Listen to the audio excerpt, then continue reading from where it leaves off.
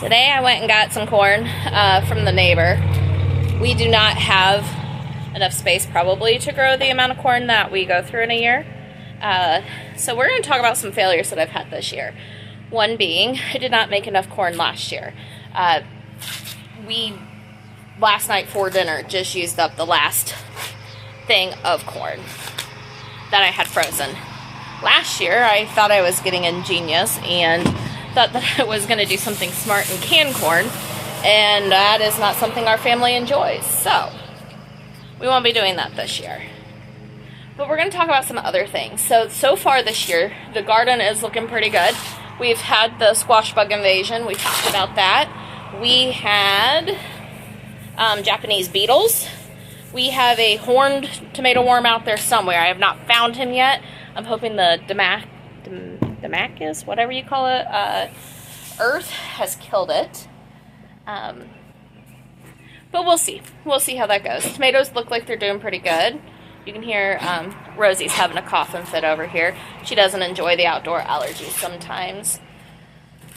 But I am working on preserving the corn for the next year. And what you don't see me doing is splitting it in half, and then I have a trash bag here to make my life easier. So I'm not making a mess in the house. So things that I have learned. First thing is, you're going to shuck corn, shuck it outside. Second thing, know where to get a good source of corn in case the deer, the raccoons, I don't know what else gets corn around in your areas, but in our area, those tend to be the two things that really come for it. 3 is to really know where you want to, or how much you want to preserve and how you want to preserve it. We have found the best way in our household is to blanch and freeze it. That is something that my family has always done.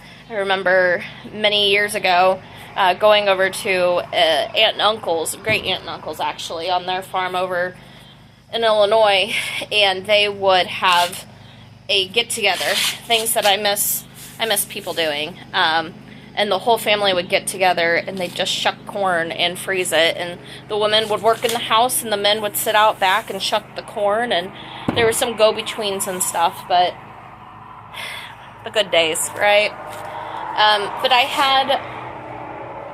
have found in the last few days, as the preserves are really coming on, the things that we need to preserve, I'm missing some of those childhood memories. So hopefully soon I'll be going to my mom's and helping her. Don't mind me. It's just a bug that I don't care for. But hopefully going to my mom's and helping her put up some tomatoes, and maybe that'll help bring on that nostalgia again. But yeah, this is what we're going to be working on.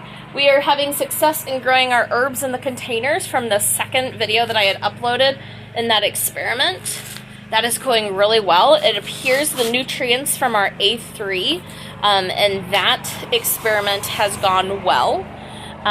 We're going to continue to see how things go this year as, like I said, the preserves start really, or the things to preserve really start coming on. We won't know how the corn did until it's time. It is putting on ears now. It has tasseled. The tomatoes are coming on really strong.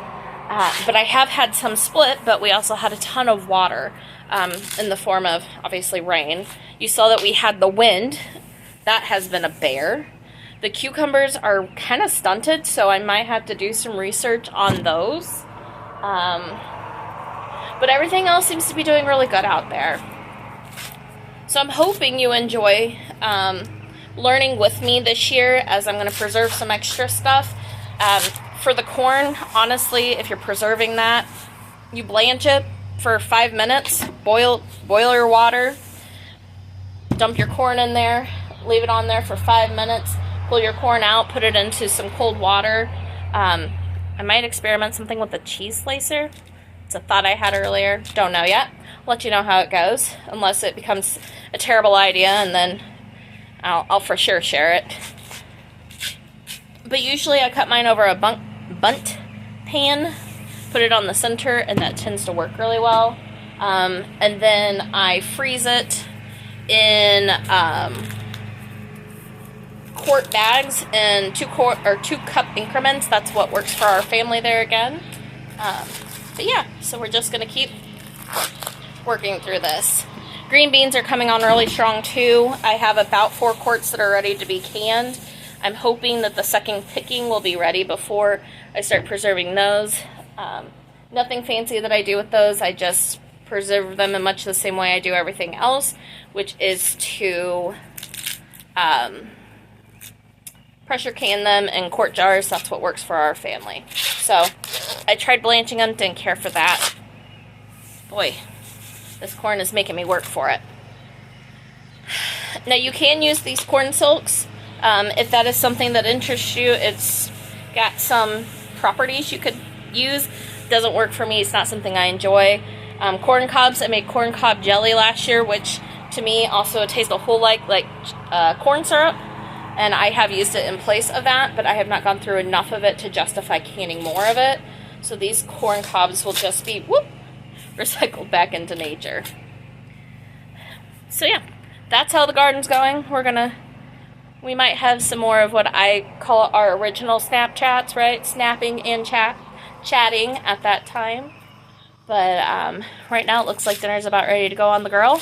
We're going to do that next. And what are you? Nope. That's a little bug. We don't want bugs in our stuff. Anyway, we will continue to work through preservation season as it comes on. And as it comes on, I'm getting it done because I don't want to have a whole bunch of it